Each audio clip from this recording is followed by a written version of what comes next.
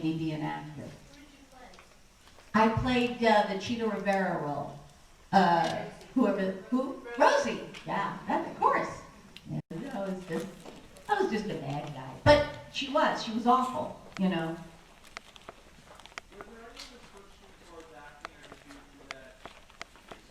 Toward acting?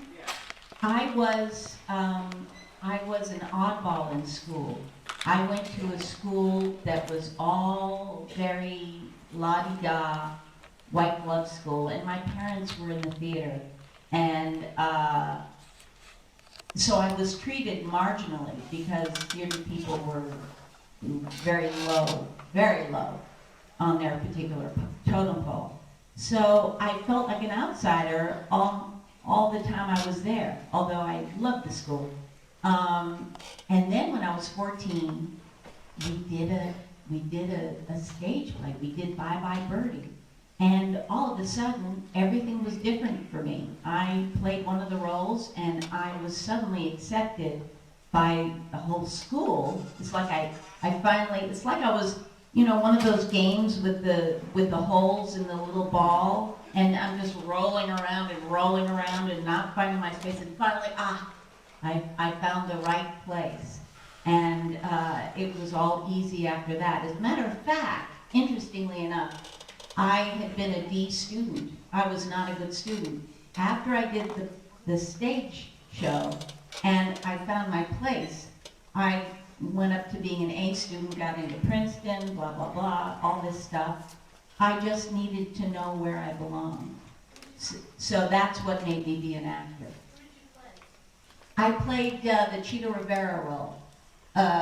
Who? Rosie. Yeah, that, of course. Everything is rosy. Yeah. Oh my God. Yeah, I remember that. Yes.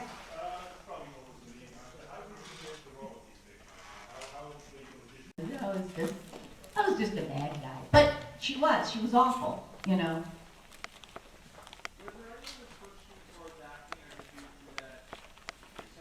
Toward acting? I was an oddball in school. I went to a school that was all very la-di-da, white glove school, and my parents were in the theater. And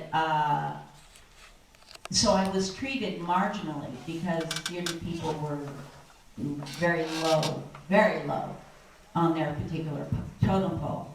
So I felt like an outsider all the time I was there, although I loved the school. And then when I was 14, we did a stage play. We did Bye Bye Birdie. And all of a sudden, everything was different for me. I played one of the roles, and I was suddenly accepted by the whole school. It's like it's like I was, one of those games with the holes in the little ball, and I'm just rolling around and not finding my space, and finally, I found the right place. And it was all easy after that. As a matter of fact, interestingly enough, I had been a D student. I was not a good student. After I did the stage show and I found my place, I went up to being an A student, got into Princeton, blah, blah, blah, all this stuff. I just needed to know where I belonged. So that's what made me be an actor. I played the Cheetah Rivera role.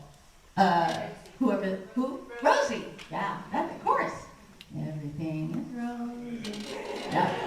Oh my God. Yeah, I remember that. Yes.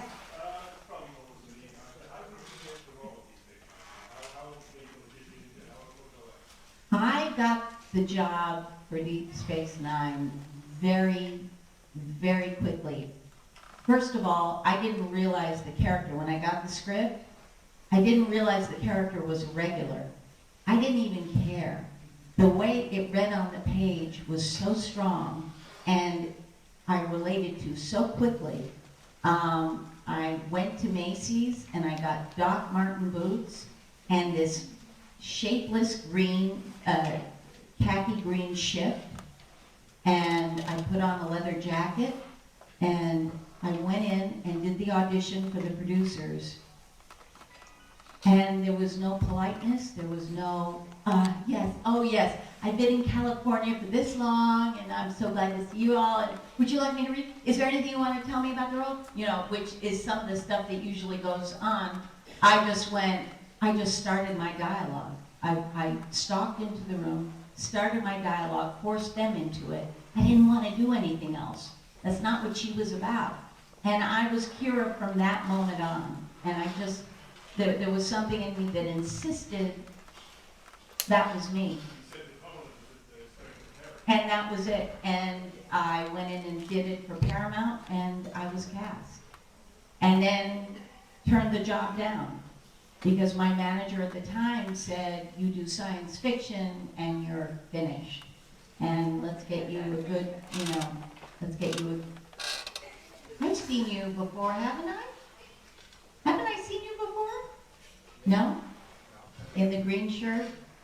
Yes. Yeah, I remember your face.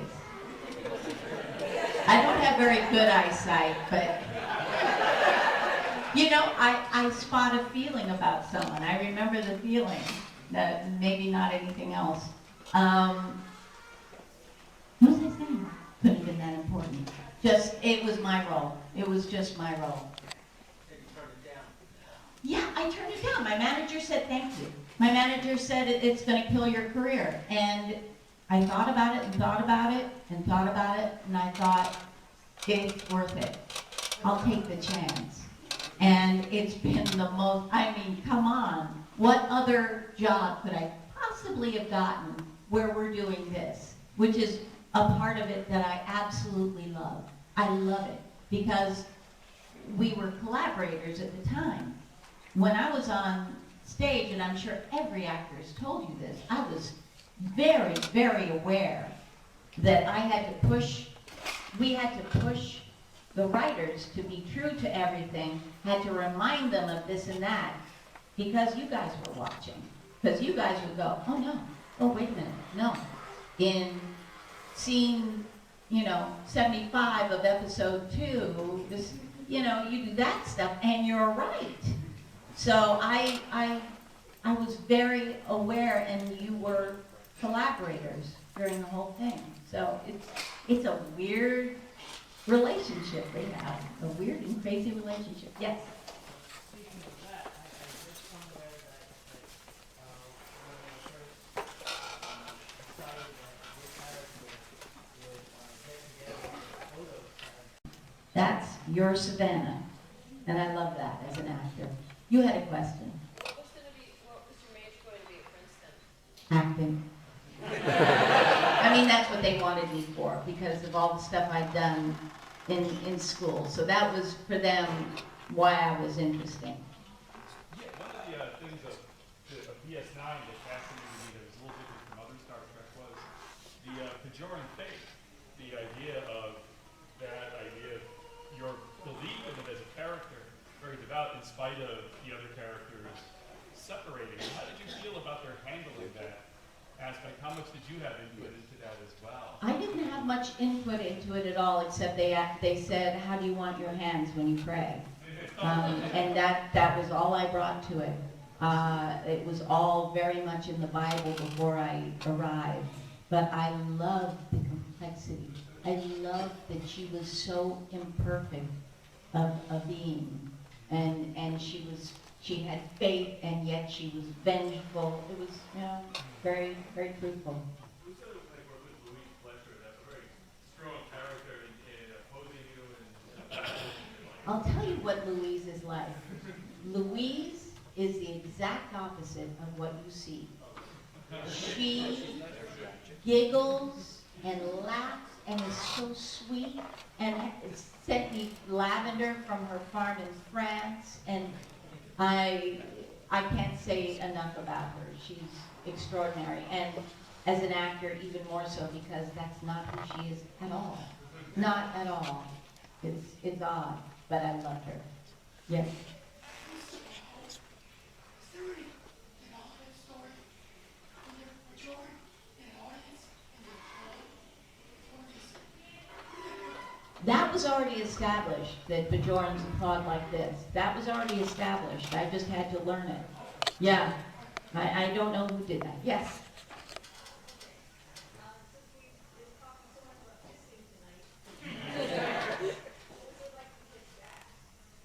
Kissing gas. Well, Nicole. Yeah. Well, I'll tell you, mainly, she and I tried to get to the set when our scene came up, that scene. We had to push our way onto the set. There were men from other shows. I promise you I am not exaggerating. Nicole will tell you. We had to push our way. It's like, what's going on? What's going on? And then we realized we're going on. That's why they're all here. So we did the scene with a huge audience, just an enormous audience. And that just made it all the more silly. Yeah, what are you going to do? Yeah. Before you went on tour, how much knowledge have you had of the series or the before you?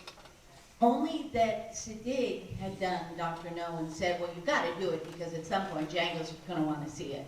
So it was like, oh, this is connected to Dr. No? Okay, I want to do it.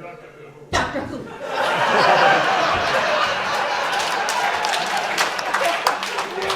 This is really awful. Did I get, it's 3. Yeah, did I get Siddig's name right? Oh my God, yes. That one. Yeah. So, Alexander Siddig. He is stuck with that. Yeah. And that was all I knew. So I didn't know anything about John Barrowman. And really, they should give you a packet before you work with him. Really? Yeah. A drum roll, did you say? Yeah, he has his own rules, but he deserves a drum roll as well when he arrives. He is insane, and he must do these circuits, and he must be a joy at them, I can imagine. Oh, he does West End, so he doesn't do these things? Oh, yeah, huge. He's a riot. He's got to be insane. Well, he'll come around. He'll come and do these things sometime. Come and see him, but don't bring your children. I'm serious. Yes.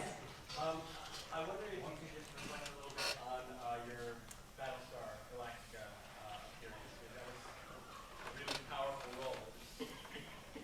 Mary is one of my favorite people I've ever worked with. That's one favorite I've worked with. She's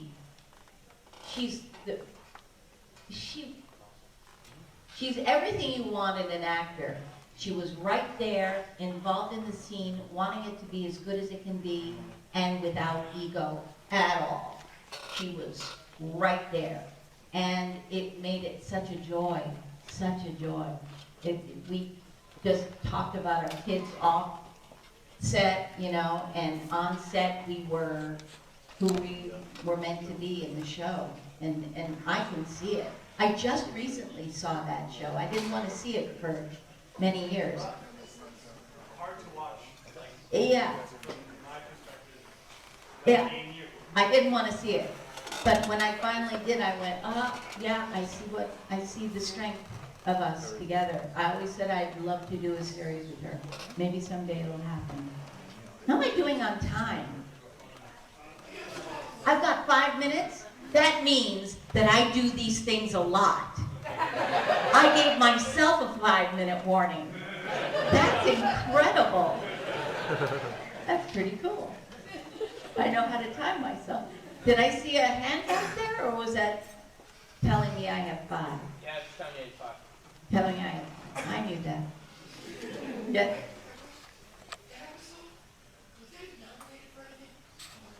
Which episode? I don't think so. I don't think it was nominated for anything. Thank you. I appreciate you being an actor. I played the Cheetah Rivera role. Who? Rosie. Yeah, that's of course. Everything is Rosie. Yeah. Oh my God. Yeah, I remember that. Yes.